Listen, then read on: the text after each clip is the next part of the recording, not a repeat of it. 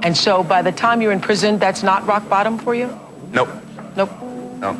What is? You know, I just happened to be in a situation the very last time, and I said, you know what, I don't think I can continue doing this. And I reached out for help, and I ran with it. It's not that difficult to overcome these seemingly ghastly problems. You are saying that it's not that difficult? No.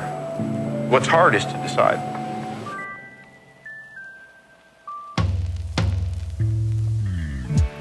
Guardians of the Galaxy 3 doesn't stray too far from what you'd expect from a Marvel film. There's neat action and funny, wholesome character moments. And maybe I wanted a Zark nut. It's too late. They're all gone. That is, except for Rocket's story. The story shared here is so unlike anything else in the MCU, and it's heartbreaking. We see poor Rocket go from baby raccoon to tortured experiment. We see how, despite being so poorly treated by the High Evolutionary, he still sees him as a dad of some kind, until being completely betrayed and blindsided by him. We see the innocent, childlike faith in him and his friends, that this suffering is all for a purpose, and they dream of this amazing paradise that will be brought to them any day now. There in these cages, they find the best in it, enjoy each other's company, they play and laugh. But of course, they were never meant to be set free. And Rocket tries to escape with all of them so they can be happy, away from the oppression and despair of their current lives. But Rocket's the only one who survives. He's blamed himself throughout his entire life for the death of his friends, carrying the darkness of shame and guilt. Although he's found a new family that loves him very, very much, he still can't fully move on. He feels responsible for what happened to them, and he beats himself up constantly because he feels like he deserves misery. And you push away anyone who's willing to put up with you, because just a little bit of love reminds you how big and empty that hole inside you actually is. I said shut up! I know them scientists what made you never gave a rat's ass about you. I'm serious, dude! Just like my own damn parents who sold me, their own little baby, into slavery. I know who you are, boy, because you're me. But he wasn't meant to carry this weight forever.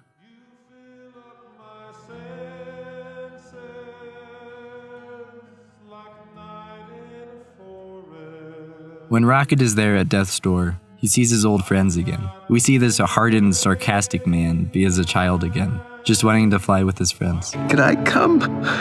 Yes. His friends don't blame him for anything. They never have. And seeing them happy and safe gives him the freedom to finally forgive himself, to take the first step on the long journey of learning to love himself.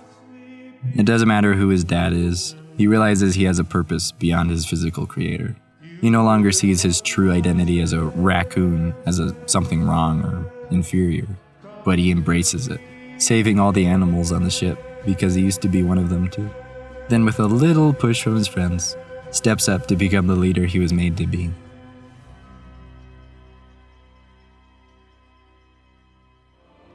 I love you guys. Poor Chris Evans, Pratt is into girls with really intimidating fathers. Now, Rocket isn't the only one on this journey throughout this movie. Mantis insinuates that every member of the Guardians, including her, hates themselves. Except for Drax, that is. He has sadness, but he's the only one of you who doesn't hate himself. So I don't care if he's stupid. You think I'm stupid? Yes. Forget. Ha! You're lucky I was able to knock down that door with my incredible strength. Peter has a plethora of problems to overcome, but his journey in this specific movie is to move on from Gamora. He literally lost his spouse, a pain I can't imagine. His one true love gone, and it seems like the universe hates him even more because it tortures him with a living version of her he can't have. I know you don't remember any of it. You were everything to me. And I miss you. But it's not all a curse. After the whole movie, Gamora finally accepts that a version of her loved Peter.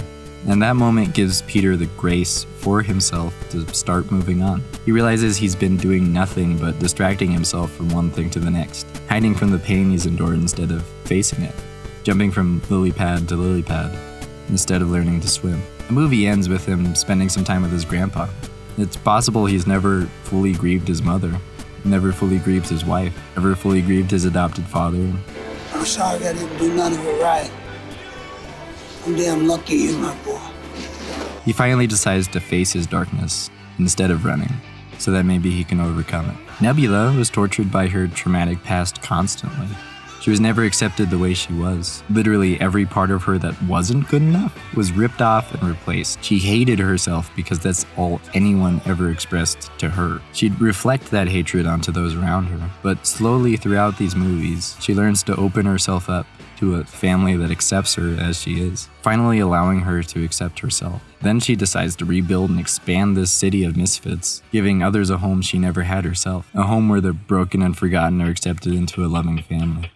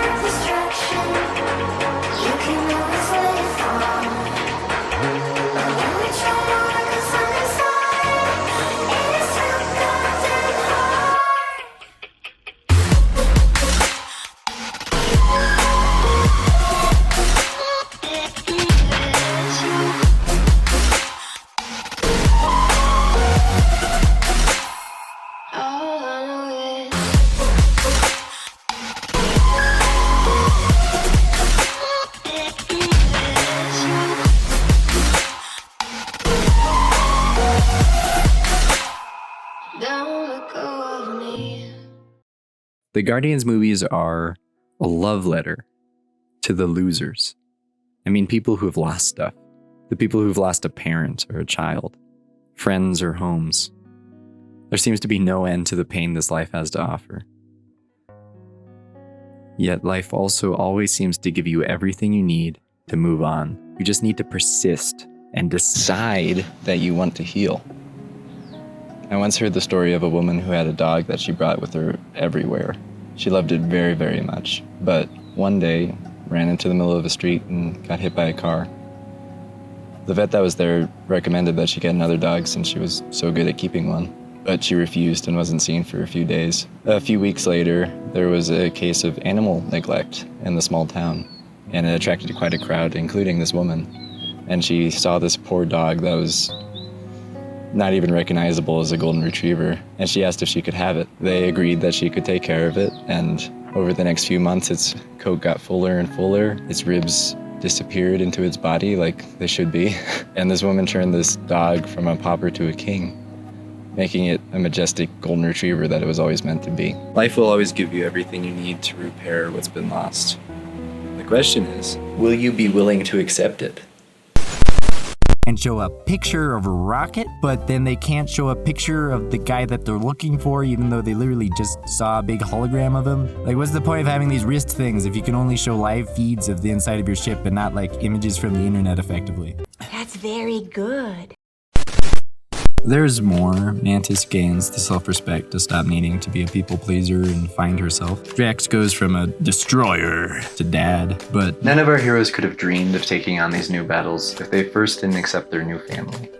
If they first didn't have the presence of safety and love somewhere where they were accepted as they were. It's because of their family that they have the confidence and strength needed to decide to take on these things. a fight harder than Dad Planet's Light Yagami levels of God complex, or even purple chins. I'm talking about the battle with your own personal demons, trauma, and pain. The battle to come to peace with your loss, forgiving yourself for hurting those you love, or even accepting yourself where you're at. We leave our friends with them showing the highest expression of joy, dancing and shouting, surrounded by all of their friends that are closer than family. Those who are lost or mourning can find comfort here. Some off to uncertain futures, but a blessed hope that everything is gonna be okay.